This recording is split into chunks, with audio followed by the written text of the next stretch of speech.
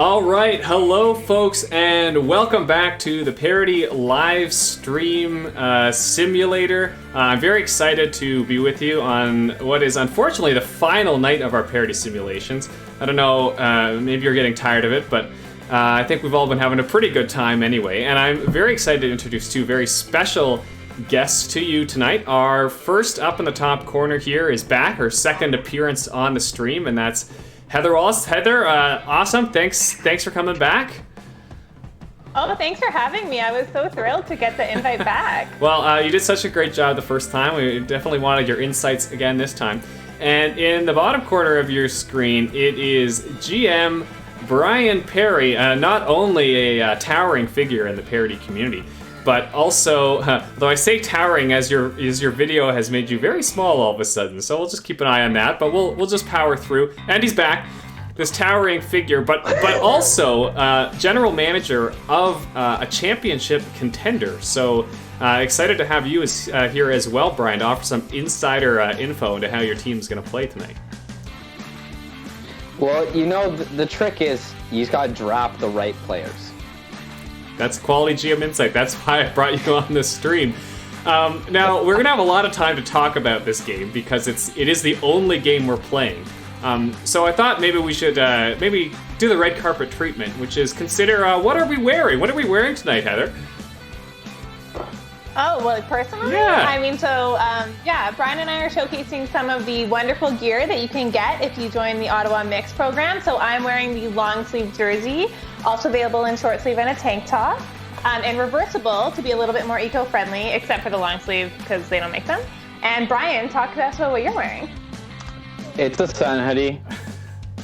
But it's Crank branded. Yeah. All right. So this has turned into a Crank commercial very quickly. That was not my intention when I invited them on. It's not even my intention when I asked that question. I happen to be wearing it's the same jersey I wore on the first stream, the week 6. It is a 2018 Parity Champs jersey. The last time I personally hoisted the trophy.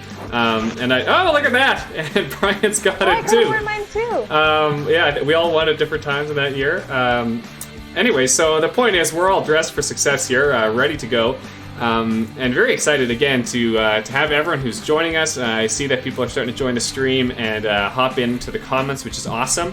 So do please keep it up. We'll be keeping an eye on those comments as the night progresses, and we'd love to respond to you if we can.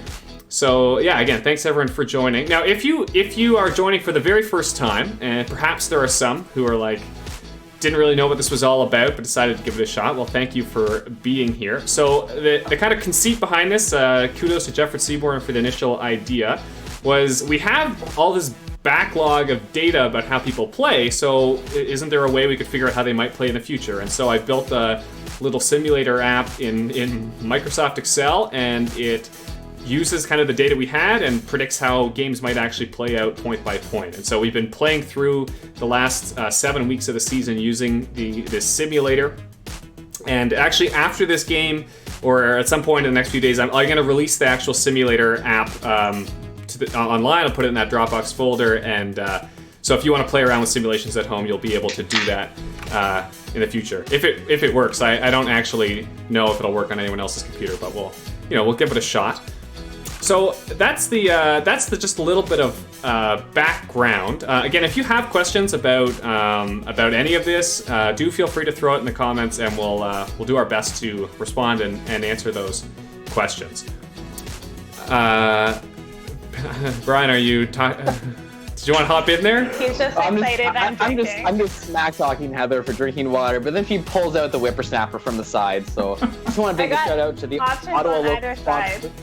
Yeah, sponsored by Beyond the Pale. Hey, I was drinking that same beer yesterday. Wow, we're all local. Yeah, we're all very much in sync for this stream, which is good because there's going to be a lot of time we need to fill in the simulator, which is going to run longer than any of the simulations we've run in the past. So if you've joined us for the last few weeks, we've done very quick 3-minute simulations. It's going to be longer this time, but we'll get into that in a little bit. So first, why don't we have a look at our bracket? Start talking some actual Frisbee here. So this is the playoff bracket, the games as they were played. And maybe we should start with you, Brian. You came in as the where I'm trying to find you here. You came in as the number 4 seed, had a tough pre-quarter matchup, but not a game that mattered in particular against Morgan. Although, perhaps little did you know you'd be facing him again in the final. So it was a tough loss there, but you rebounded in the quarters with a big win over the mostly lefty Team Julia. Had a strong win last week against Team Nat, and here you are in the Morgan. Why don't you walk us through that playoff run? Well, the game that we lost, you said I had a great game, so that was obviously why we lost. But then Chris Castlingay steps up and just carries the team through the next 2 weeks to bring us into finals. So, kudos to him, kudos to my team for really putting me on their shoulders. And now we're in finals. I'm a big team player kind of guy, put the team in front of my stats, so we're out here having fun. So Brian, I'm curious because when you were on my team, when I was a GM, you also choked in pre-quarters.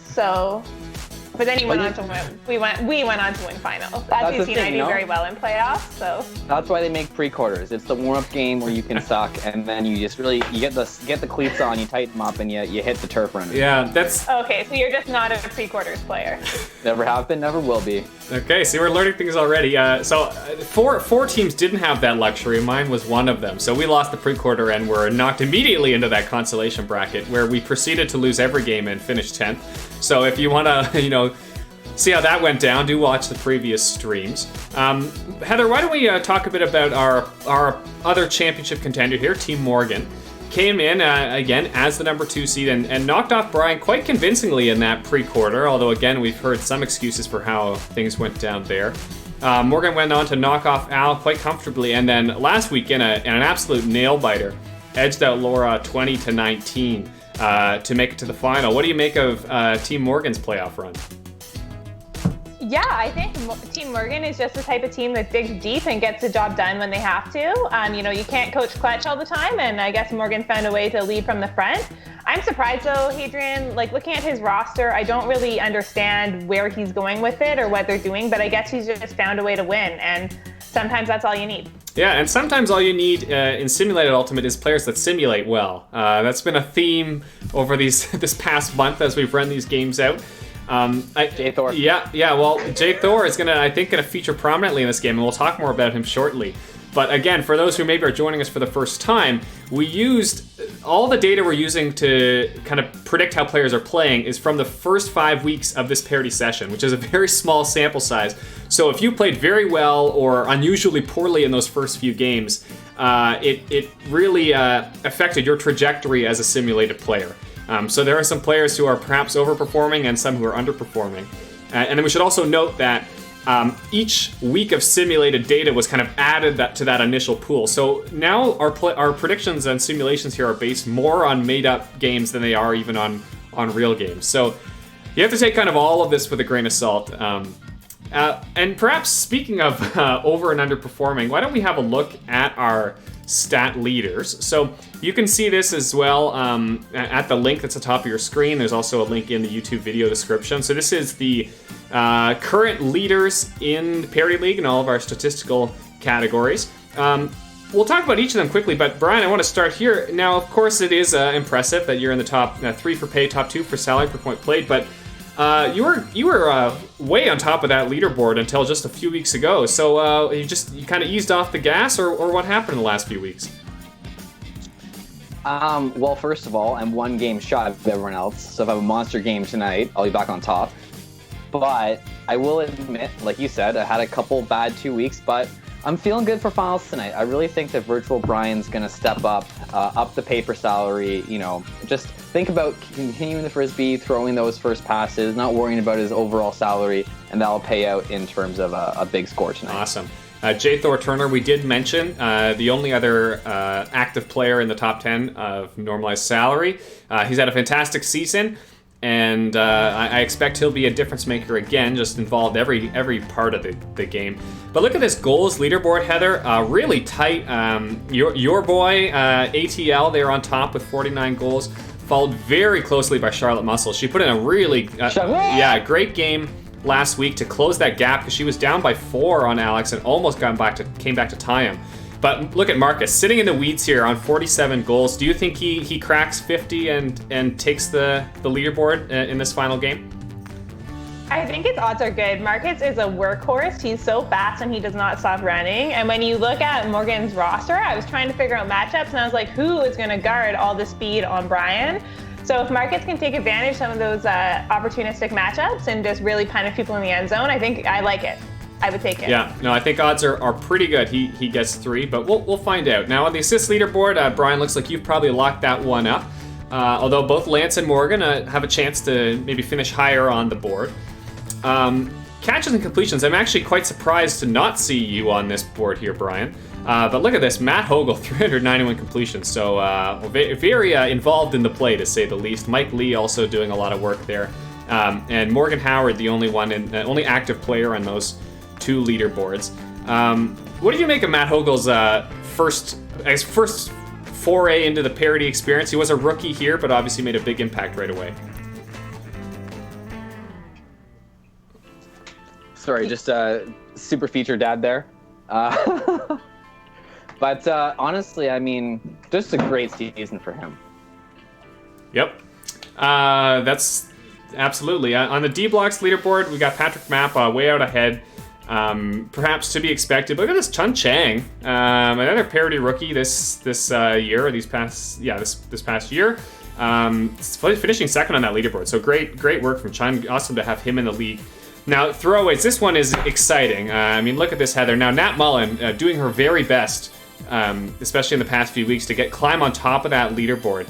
But Lance Blackstock, and I know he's in the comments tonight, so shout out to Lance, has not given this thing up without a fight. He put in an 11 throwaway performance a few weeks ago. Do you think he has what it takes to get 2 throwaways and top this leaderboard? Yeah, for sure. I think just being a high-touch player, you can expect 2 from Lance. It's surprising to see him climb so high this season because Lance has great throws, loves his IOs, and he's very good at putting a lot of touch on the disc. He's a true mix player that knows how to throw to everyone on the field. So it's surprising to see him so high, but it's hard to touch the disc as much as Lance does and not throw it away, not take some chances. Yeah, I mean, Lance, and to be fair, I would say most people on this throwaway leaderboard, and my eye wanders to Patrick Kenzie. Should probably not be on this. Simulated Patrick Kenzie. Should probably not be on this leaderboard. He would not do that in real life. Yeah. But just the vagaries of simulated ultimate, we got some interesting outcomes. Speaking of interesting outcomes, Brian, your teammate Alyssa Mainwood here, currently 4th on the throwaway leaderboard. Now she has 11 throwaways to make up, but is there an outside chance that she takes the crown in this game? Easy Baker's dozen tonight. I mean, she hasn't touched a disc in about 6 weeks in real life, so it's going to just transcend virtually. And she'll get that crown tonight, I think. Okay. And then, again, Hugh Podmore, we've talked about him the last few weeks, was the throwaway winner in Session 1. Totally cleaned up his act, was a new Hugh in Session 2, and found a way to win the drops category. So kudos to Hugh, always striving to be the best at something. And I should mention also 3rd in D's. So and he's on a whole bunch of leaderboards. He had a good season too, but I'm just bugging him. So okay, so there we go. We'll check back in on our stat leaders at the end of this. But I think it may be time for us to get into our final game. What do you say? Yeah, I've been jonesing all season for this. It's my 3rd finals in a row, and I really think that virtually we're going to take it home. Okay, well. Heather, you mentioned that you were trying to consider some matchups here as we look at the rosters for our 2 championship teams. What are the matchups that stand out to you? Well, obviously, the sort of blockbuster matchup is Brian against Lance. But I'm really not that interested in that matchup. I think they both make each other work hard. They're both mostly behind the disc type of players. So they'll both do some big things. I mean, you say that, but having been matched up with Brian, there's often a gentleman's agreement to not run too hard. And I could see Lance agreeing to that sort of thing. But carry on. Well, I think all bets are off in finals. That's true. That's true. It's finals. I'm gonna roast you. But so what I was noticing was assuming Morgan takes Chris Castonguay, I give Chris Castonguay that matchup, and then I don't know who on Morgan's team are gonna shut down Marcus and Alistair. Alistair is a super fast, super jumpy jackrabbit, and I don't see the defense on Morgan's side keeping up with that. But then I don't know what Brian's side is going to do about Alicia Zhao. So Alyssa Main was quite a good defender. She's very good in the air, but I don't think she's the type of defender that can take on Alicia. So Alyssa will win the air battles, but I think Alicia wins the foot race every time. So I think we expect to see big things from her. Yeah, absolutely. I mean, Alicia, we should mention, is the all-time winningest Parity player in that she's the only player to win 3 separate championships in the playoff era of Parity. Now I know, Brian, you've got 2 under your belt. Heather, you've got at least 1, maybe 2. I have 2 as well. But Alicia is historically been the most dominant big game player in Parity League, so it's really hard to bet against her. But I'm curious, and we're going to run it now, how our little odds simulator decides. So what I'm doing here, and again, if you're joining us perhaps for the first time, what we've done before every one of our actual games is done a little bit of a kind of Vegas odds thing where I'm running the simulator in the background. It's going to run a whole bunch of games between these 2 teams and see kind of who wins more often. It gives us a sense of who the favorite is. Normally we've done 20 games. I'm simulating 50 games right now to give us a little bit of a better sample. And as you can see those results as they're coming in here. So again, each of these numbers is a separate game being simulated in the background. Now, even before we see the results here, the simulated winner or the predicted winner has lost, I think, the majority or perhaps nearly the majority of our games over the last few weeks. So it hasn't necessarily been the best indicator of who the favorite is. Now, as we see that the results come in here, it gives Morgan the edge, 29-21 in our 50 simulated games. Brian, does that make you nervous? Well, not really, because I'm team 1. So that's a win right there. Team 1 bias is going to come through for me tonight. Yep. It came in last week, and you can't really beat the numbers. Yeah, Team 1. Again, we're just catching up all of our new fans on our various Parity Simulator memes. Yeah, in the first few weeks, Team 1, the home team, won almost every single game. Although it's been pretty even in the last few weeks. And I will also it has been. Yeah, I will also mention so. I have just, for my own sake, my own curiosity, I've run a number of these sims over the past few days, several hundred simulations, and it's come up almost 50-50 overall over time. So I think these teams look very, very evenly matched. Although one thing I did find in my kind of odds simulations was that although the teams were quite close in that they won a similar number of games, they were often blowouts in either direction. I think both these teams are capable of going on runs. And we may see that tonight. So I wouldn't be surprised if one team wins by a lot, but I don't know who I'd bet on. Heather, as perhaps an impartial observer, do you want to wager on the winner here? I probably take Brian's team in a pretty male-dominated game. I think if Morgan's team can get the disc moving and take advantage of maybe a little bit more balance on their team, that they'll fare a little bit better. I do have a question for you, Hadrian. Mm-hmm. Given its finals and some of the crazy things that we've seen in finals, does your algorithm consider any kind of chaos, and did you up it for finals, or everything's the same? It does not. It does not. I've thought about it. There are a lot of elements of real life that would be interesting to add. Game time has come up. Like, should people play worse when it's later? The issue of fouls. So one of the issues with the algorithm is that people get too many touches because there aren't enough stoppages in play. So our average number of touches per game is higher in simulations than in real games, and it's just because there's no fouls to waste time and so on, no pick calls and so on. So we'll think about that. But I'd like to get the game going here. So we're going to start now with our final championship simulation of the Parity 2019-2020 season between How to Lose a Discontent Stalls, GM Brian, and JT Got Us Fallen in Love, GM Morgan. So without any further ado, here we go. I want to point out that the comments have called Heather biased for siding with a crank player. Could be. I always want Brian to lose, always. Okay, well, we are off, and it's Lance with the pull to start the game. So those of you who have watched previous sims are used to this going very quickly. The whole game is simulated in about 2.5 to 3 minutes. So what we're doing instead is we're simulating in 1/4 of real-time speed. So the clock you're seeing on the left there is moving in quarter second increments, and it's just going to play out the game like that. And that means that where there would normally be longer stoppages in the game, we'll also see longer stoppages here. So if it takes if it takes eight stalls to throw a disc, we'll see 2 seconds between passes. If it takes 4 stalls to throw a disc, we'll see 1 second between passes, and so on. We'll also get longer breaks, so I've programmed in kind of a random duration between points and between halves and so on. So if there's like a 65-second half intermission between points, like right now, as we see Chris Castonguay on the board with the first goal, a hold for Team Brian. So we'll expect to be waiting for about 15-20 seconds while the teams set up. And there, we're off, and now it's Karen Kavanagh and a quick goal there. Jay Thor, simulated superstar on the board, throwing to Dan Thompson. So, okay, so that's just a little bit of like context for how the simulator is going to work. Brian, how do you feel? 2 holds to start the game? Well, I mean, looking at the game thus far, there's been a lot of long points for us. Lots of passes, accruing a lot of salary, but in a situation like this where it's finals, that doesn't really matter. I have full confidence in my lady handlers and my cutters downfield to just keep possession and punch it in. As you saw, the other teams really throw in those quick scores. But again, Jay Thor with a quick turn. His hucks are just pinpoint tonight. But sorry, finish that thought.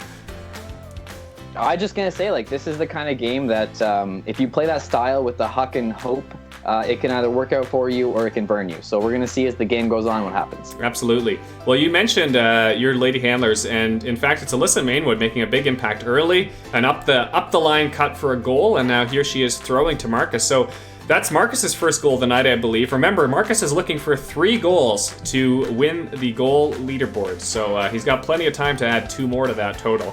And again, another hold, so we still don't have a break 10 minutes into this game.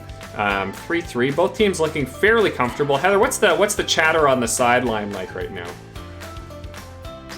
Oh, well, you'd hope in finals it's a pretty active sideline. I'll never forget one year, Chris Castonguay, I was just watching, Chris Castonguay was playing bail defense and had this huge layout D to start Parity, or Parity finals. And we all remember that. That's like what you're expecting is, yeah, it's just a crowd exploding, super active, lots of people sneakily drinking beer against the Dome's policies. This is a public stream, I remind you, but carry on. Right. But yeah, so just I think like lots of fans having fun, and then the sideline being super active. Alicia Zhao is always super vocal, so I think she leads the way for her team. And Brian's always super chirpy, so he leads the way in a different way for his team on the sideline. Well, as we get back to this game, we can see that this has been a long point, a lot of throwaways. But the disc is in Team Brian's possession. Look at this, some quick movement from these teams. Again, it's Chris Castonguay and Rachel Young really working the backfield. This is a break opportunity, and there is the break. It's Graham Brown throwing to, again, our fearless leader, Chris Castonguay, for the first break of the game. So that's important. Team Brian did start the game on offense, so they're already up a break, and here they are now up 2 breaks. Now we see Morgan and Alicia. They've been 2 of the, again, not just the leaders of the team, but some of the most effective players. It looks to me like the second Lance turnover, or perhaps it was a D earlier. Anyway, look at this, another break, and it's Marcus Bordage getting his second goal of the game. So that puts him into a tie now with Alex Tremblay-La Rochelle on the goals leaderboard, and I'm sure he'll be looking for just one more, at least one more. But I guess, Brian, you wouldn't be upset if he scored a lot more than that in this game. Well, I drafted Marcus in the 3rd round, and I drafted him because he is an absolute workhorse and he will catch anything.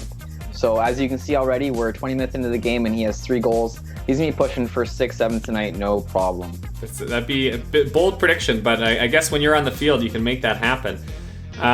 There's an important hold there, Karen Kavanagh from Dan Thompson. Dan with at least his 2nd point of the night. So he's Dan always a very steady player. He's historically been one of the highest possession players, very few turnovers. So a very valuable player to have in a situation like this. Because Heather, in a final, I don't know. I don't know that nerves get to you, but you've captained enough teams in high pressure situations. How do you deal with the nerves of players? It's tough, man. I mean, if anyone knows Crank's history, you know that we didn't necessarily have our best performances under pressure. 2 universe losses on games to go to nationals. I personally try to lead from the front. I like to think I'm relatively calm under pressure. I'm a much more conservative player in competitive situations. But I think you just have to figure out what works for each player. Some people like to be yelled at, some people like to be encouraged, some people just want to do their own thing, and you just have to enable whatever that player needs. Mm-hmm. Now we saw their Team Morgan getting the break. It was Alicia Zhao in the end zone, which was an important point there for Morgan, and they had an opportunity here to score another one, but it looks like they've turned it over. And now Team Brian with an opportunity to hold, but it's Gayla Mueller with the throwaway. And now it looks like Dan Thompson, Morgan Howard working the disc, jamming it up the jam hole. And there you go. It's Dan throwing another one, this time to Caitlin Hesketh for the goal. And it's a tie game. Wow. So that's some good news for Team Morgan. Of course, the hole was never that big, but you don't want to let things get out of hand. And it's nice that they've kind of clawed back. And look at that. Another throwaway, Luke Krolak. And it's Team Morgan. Picks it up and throws it away. Team Morgan taking the lead here with Alicia again getting involved in the play, throwing to Caitlin Hesketh again, her second goal in a row. So Team Morgan looking like they're settling in here. Brian, what are you telling your team on the sideline now, and as you kind of suffered a few breaks here? Well, the game's not over. It's quite early. Everyone's just getting their feet underneath them. But I actually have a question for you, Adrian. Like, who makes the line situation? Who decides which 6 players are on the field? Because this wouldn't typically be my preferred line call. Well, that's a great question, and it actually leads me to Kevin Hughes, my co-coordinator of Parity League, suggested why don't you ask the GMs of the finals to provide you with lines in advance that they want to run during the finals? And I said, Kevin, that's a great idea, and then I didn't do it. So the way it works is the lines are random. What it does is for the first point of the game, the simulator picks 6 random players from your team, 2 women and 4 men, and they play the first point. And then for the second point, it just takes everyone who was on the sideline. So it just does a full change. And if you don't have a full roster, as some teams don't, it fills the empty spot with a random player. And then on the third point, it just picks 6 new players again. And then on the fourth point, it takes the alternate players. So that means everyone plays an even number of points. You're playing at least once every 2 points. But the lines are changing constantly. They're just randomized as you go. So you're quite right, Brian. These are not normal line situations. And that can they can absolutely matter, not just in a real game, of course, but also in a simulated game where the stats matter. If you don't have anyone who can catch a disc in the end zone on your simulated line, it's going to be unlikely that your team catches a goal in that point. So an important question, and certainly something to think about. Add it to the notepad for the next season of Simulated Ultimate. Now we're looking here, and it looks like Team Morgan has extended their lead a little bit. It looked like Rachel Young with a catch block there at an important moment to hopefully get her team back into this. And now it's Chris Castnergay just absolutely quarterbacking this offense. But Gayla with another untimely throwaway. And I think that's Caitlin's 4th goal now. She's just on fire. That girl does not stop running. She played for Nebula last summer and just really learned how to channel her speed. She's really going. Well, why don't we have a look here at our current stat leader? So there you go. Caitlin Hesketh with 4 goals so far, and it is Marcus, who we've been talking about a lot, with 3. Dan Thompson, look at this, 4 assists. So this Dan-Caitlin connection is really working. Not a lot of D-blocks, though, so it looks like pretty smooth offense so far. But perhaps most noteworthy of all, Lance Blackstock with 4 throwaways will cement his position at the top of the throwaway leaderboard. So congrats, Lance, you've won it. You've won the trophy. Someone in the comments remind me what we've named the trophy. I don't know if it's the Podmore Cup right now, or if it's just perpetually the Mamet's Teachable Moments trophy. It's had a lot of names over the years. But it's quite the honor, though, really, getting that throwaway trophy. More precious than, best overall player, more precious than most assists or goals. Like, you're out there and you're showing everyone how it's done. Absolutely. Now, we did see a break there for Team Brian, but no follow-up, as it's Lance this time throwing not a throwaway, but in fact a great pass to Alicia Zhao for the goal. So Team Morgan holds. And there, look, Brian Perry quickly throwing that to Sotolo. Good to see him on the board. Sotolo was, I believe, our first star overall, and if not last game, than the week before. So he's been a bit of a sleeper pick, but making a big impact, and that's important. If this is going to be our last point before half, Brian what are you trying to do to shut this down? Well, it looks like you've done it. Matt Skynes with the throwaway. And look at this, Brian Parry. Wow. Picking a disc up, no hesitation, bombing it to who else but Marcus Bourdage for the break to end the half. So there we go, at halftime, 12-11. So this is exciting. Why don't we take this opportunity while we wait for the half to play out, which again should just be a couple minutes, to check in with our viewers. What are we hearing in the comments? So I've been watching pretty actively here, and we got a big shout out for Sotolo, as per usual. A lot of congrats to Lance for having some of the best worst hands in the game. And then just big shout outs to Caitlin, shout outs to Rachel. Really just a lot of support for all the people in this league, and that's the favorite part about Parity for me. It's just how much everyone loves playing Frisbee, loves the community, loves the game. So it's just what you expect to see on a stream. Awesome. A lot of comments about ICU, which took me a minute to realize is Iron Crow Ultimate for anyone who was a little bit confused. I was like, what is happening? I know they're old, but... Yeah. Okay, well, why don't we hop back into our game? I believe the second half is about to start here. And sure enough, it is Gayla Mueller with the pull to start the second half. So Team Morgan now with a big advantage with a quick hold there, and it is simulated superstar Jay Thor. Real life superstar too, let's be clear, hashtag ICU. And he's on the board there with a pass to Karen Cavanaugh. So Brian, you're now in a 2-goal deficit, but obviously lots of time to play. What are you telling your team here with about 35 minutes to go? Like, as bad as it sounds, I'm telling them to take the matchups that are going to be most advantageous for our team. So looking for Alistair and Marcus to just cut really hard, for Alyssa and Gayla to swing that disc and just get the disc in the end zone. We don't have a lot of time to kill, we can't make mistakes, so it's game time. Well, sure enough, it's an Alyssa Mainwood throwaway that leads to another Jay Thor assist. GM Morgan Howard in the end zone there. Morgan has also had just a fantastic simulated season. So pressure's on now for Team Brian, but with the disc, and it is Chris Castonguay with another goal. Luke Krolak throwing the hold there. So still lots of time here, only a 2-goal deficit, and we've seen teams not just in real life, of course, but also in the simulator with some late heroics to turn things around. So it's certainly not outside the realm of possibility, even in the last few minutes. So lots of time here, and look at this, Luke Krolak getting things done.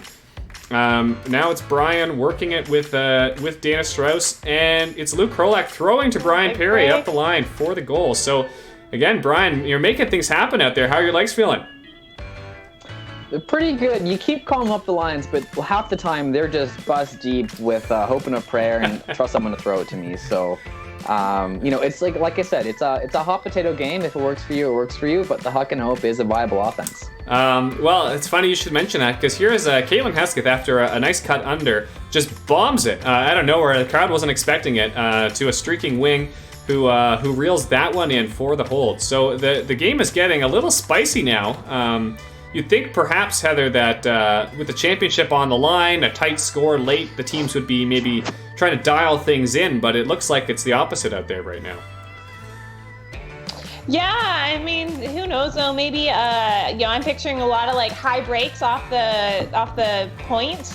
When you take it from the middle of the field, it's really easy indoor to get a high break and then have a big huck for a score. So that's what I'm picturing in my head when I see these really short points, which are, they're long throws, but they're not necessarily super high risk. Your defender's on the wrong side and you've got a lot of space. Yeah, now of course, that being said, this current point is dragging on. I've seen at least 3 catch blocks. There's been at least 6 or 8 throwaways. But the important thing, and it's another throwaway, this time from Dana Strauss, but now it's Luke Krolak with another D. This has been an incredible grind.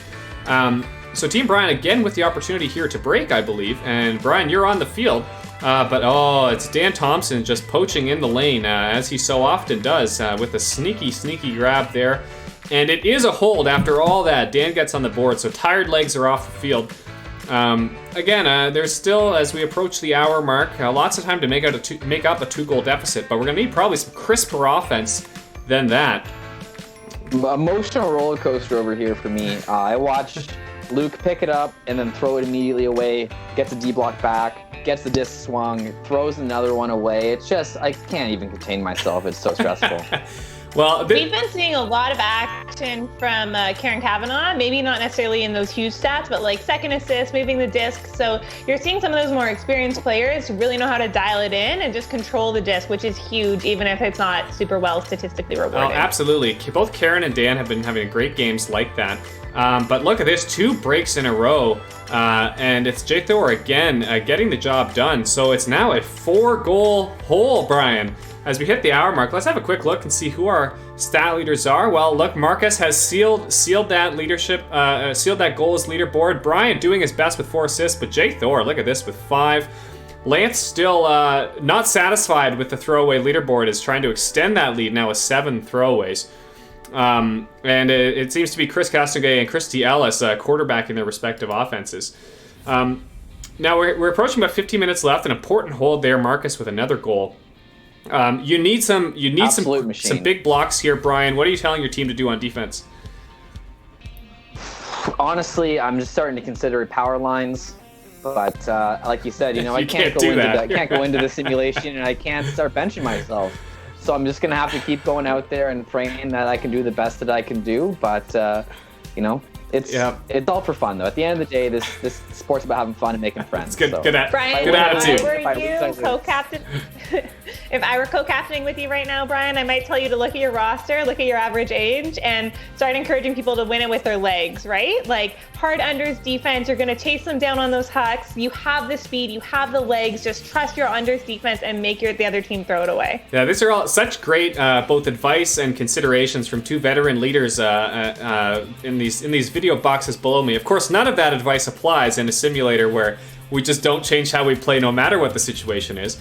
And certainly that seems to be the case here from Morgan, who is not relenting, continuing to play good offense, but especially good defense. There's just been a ton of blocks in this game.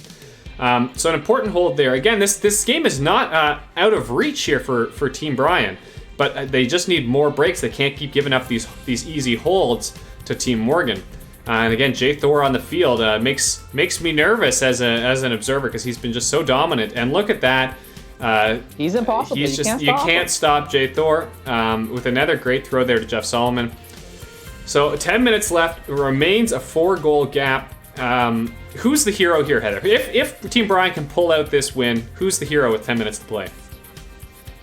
I'd probably give it to Marcus. I think he can get it done on both ends. Put your finger down if you think I was going to say you.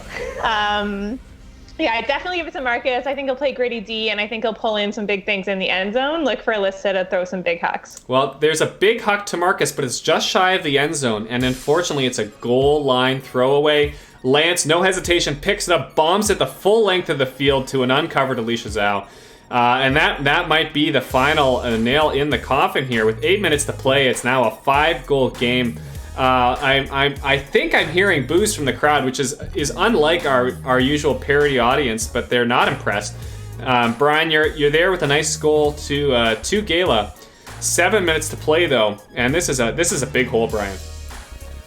It is a 6-player sport when they're on the field, but sometimes it just doesn't work out well, right? So 6 players when you lose, right, Brian?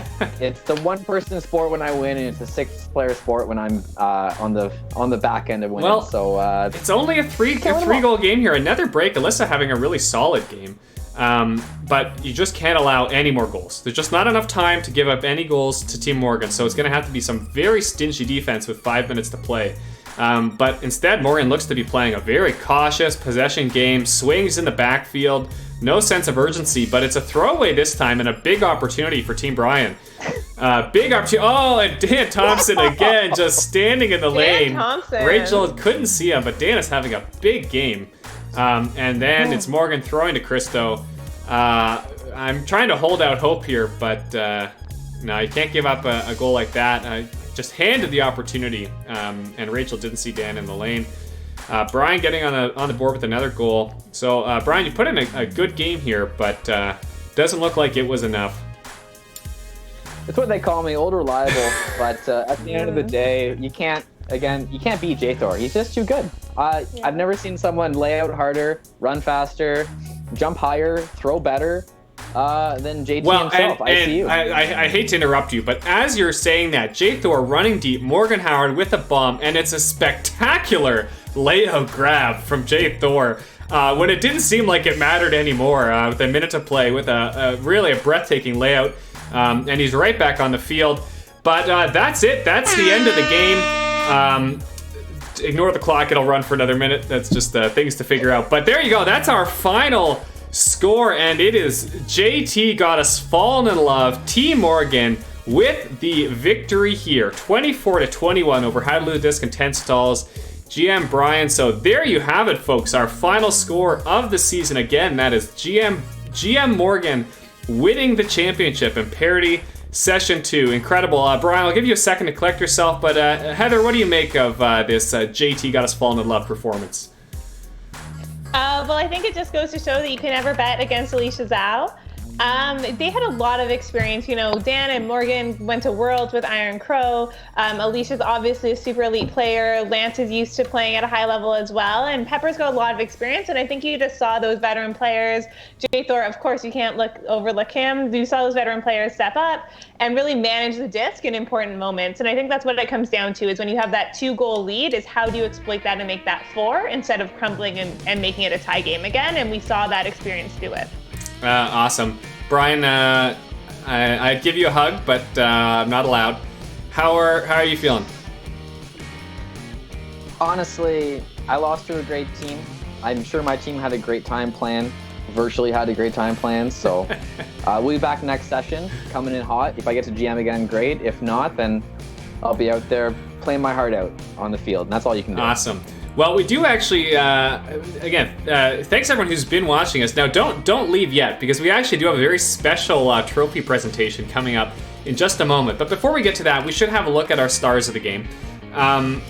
And look at oh no, so we've had this problem before. I'll talk about it in a second. But first of all, Morgan Howard, general manager, leading by example when the game mattered most, coming in with 4 goals, 4 assists. You know, we didn't talk about him too much during the stream, but wow, what a performance. 36 touches, 4 second assists. He was just doing everything there.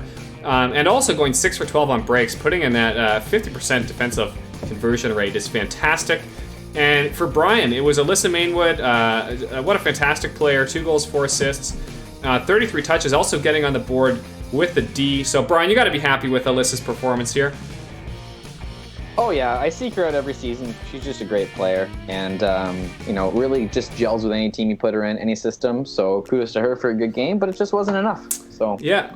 I'd just like to point out that both those players practiced with Crank last summer. So if you're looking to really up your Parity game, getting involved with the Ottawa Mix program is a really great way to take your game to the next level. And our breakout player of the game is Wing, one of everybody's favorite players to play with in this league. He had a great game here, 2 goals, 3 Ds especially, going 4 for 7 in break opportunities. So looks like he was playing O-line, but Morgan could have used him maybe more on the D-line. And no throwaways to boot, so great game there from Wing. Now I should mention I'm embarrassed to see this broken 3rd star. We talked about it on a previous stream. It happens because of the way the algorithm works when it checks a bunch of criteria, and if only 2 players qualify for all those criteria, it doesn't find a third player. It's the kind of thing you can fix, and I haven't fixed. But if I had... Hey Adrian, it's okay. I know it's supposed to be me. It's fine. Well, Brian, you certainly be a contender. 2 goals, 5 assists, and no throwaways. So Brian Perry putting in a great game. But incredibly, Brian, only 12 completions. Like, you barely touched the disc. What was going on? You know, like I said, I wouldn't build those lines the same way you built them, and I was clearly playing with a lot of really good handlers, and when Chris Castonguay has the disc, you let him take charge, because he's going to move that puppy for you. Yeah, Marcus with a great game, 6 goals. On the other side, with Dan Thompson, we talked about a lot. 2 goals, 5 assists, and no throwaways. So Dan, a strong candidate there for the 3rd star. And Jay Thor, another one of these superstar Masters players, 1 goal, 6 assists with just 1 throwaway. So his throws were right on. Great game from Jay Thor. So kudos to, again, that whole Team Morgan roster. They played great, and they earned that championship. So the last kind of important thing we've got to do here, I did promise everyone a special stream, and we do in fact have a very special trophy presentation. So Perhaps I shouldn't say too much about it. We're just going to hop right into it. So Morgan, if you're watching, this one's for you, and if not, this is just for everyone else's entertainment. So here we go. Oh, hello there. I didn't see you. Please come in. For those that may not know me, my name is Kelsey, and you may recognize me from such things as virtual parody, or Kelsey's bad grammar, sub-parody performance, or even the infamous hashtag #HandlerKelsey. But tonight is not about me. No. We are here to celebrate one team's lifetime achievement in what was a fantastic display of athleticism. But before we get to that, I'd like to share just a little bit of how much this trophy has changed my life. Little did I know that after hoisting this trophy for the first time, my life would become a whirlwind of events. Soon I was meeting some of the most noteworthy people this world had to offer, and perhaps the most famous of them all was Kelsey Grammer. The heartwarming story of the team with his namesake that pulled off the improbable last season inspired him so much he vowed not to let his dreams stay dreams. It was only a short week later that it was announced that Kelsey Grammer was bringing his hit show Frasier back to the prime time, stating that it had been his dream to have the world enjoy Frasier once again. So, as I present this trophy to its next champion, please remember the power that it holds, and do not let it sit idly on a shelf somewhere for months on end. But before I get to the presentation of the trophy, did you see that game tonight? What a game. What a display of athleticism. I think the real winners tonight were the people who were in the audience. I mean, did you see that layout D from Wing? Or that perfect hammer from Gala to the end zone? I think what I enjoyed most, though, was when Morgan called an audible on defense, and Dan Thompson had to take Marcus on defense and shut him down. What pure athleticism. Now, this brings us to the moment you've all been waiting for. We can finally crown Season 2 Parity Championships of the year 2020. Now this team, it should come as no surprise, it dominated all season and made a statement that they were going to be the champs. But who was behind this team? A fearless leader. Anytime this team was down, this man buckled them onto their backs and just carried them straight towards that victory line, leaving a trailblaze of six-figure salaries in his wake. But if you were to ask him about it, he'd say it wasn't him. He'd be the humblest of us all and say it was a team effort and he was only trying to lead by example. And with that, I now present this trophy to this year's Parity Season 2 champions, the team JT Got Us Fallin in Love, and their awe-inspiring captain, Morgan Howard. Congratulations. This trophy's for you. Cherish it as much as I have. All right, awesome. So thank you so much, Kelsey, for putting that little video together. Kelsey, of course, GMing the winning team in Session 1, so he is the current custodian of the trophy, and that trophy will be disinfected and passed on to Morgan at the earliest opportunity.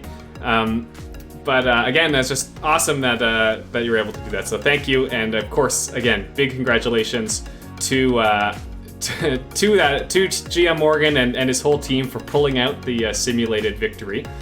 Now, there's one last thing I wanted to talk about is looking at our updated stats. Now and there we go. So on your screen now, these are the final stat leaders for the Parity season.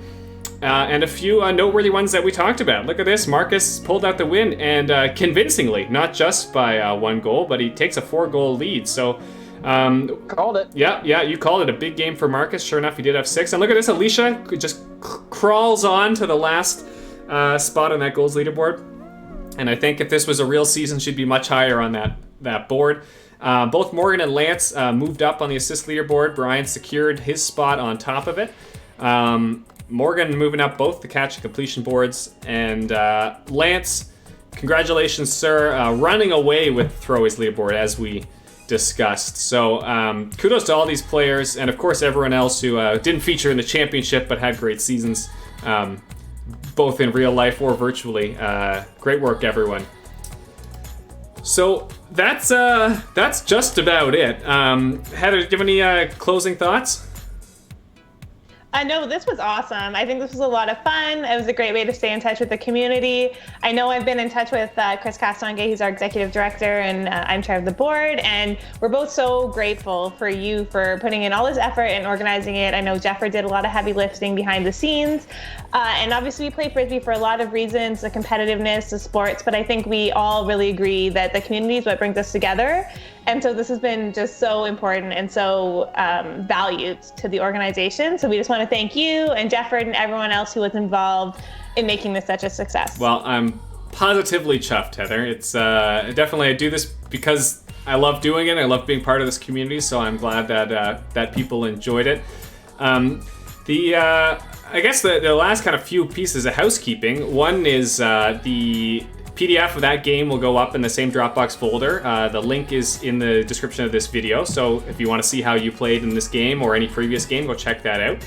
And I'm also going to try in the next few days to put up the actual Excel simulator so that you can play with it at home. I just need to make sure it actually works on other computers and stuff. It's very hacked together, but hopefully it does. It's something you can play with if you're interested.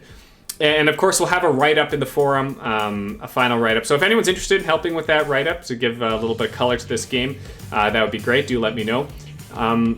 Yeah, so that's just about it. Brian, I do want to thank you again for coming in and bearing your soul for all to see in real time.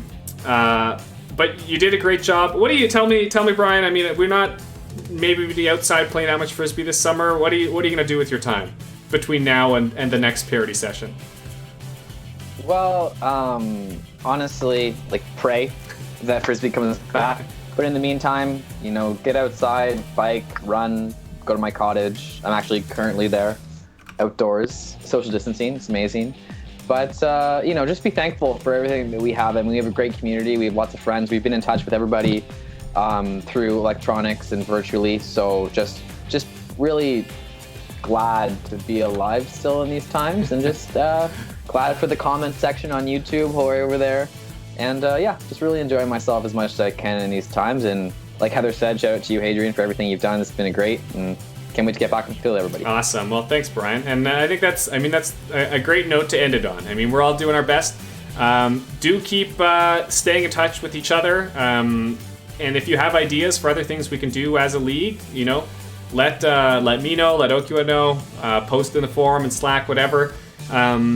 Maybe keep things alive as much as we can. And we're all looking forward to playing Ultimate again when we can actually do that, when we can get back on the real field, whether that's grass or turf. So I think that's it for me. So thanks again, everyone, for tuning in, for being a part of this over the last month. Thanks again to my guests tonight, Heather, Brian, and all the previous guests who have been on the stream.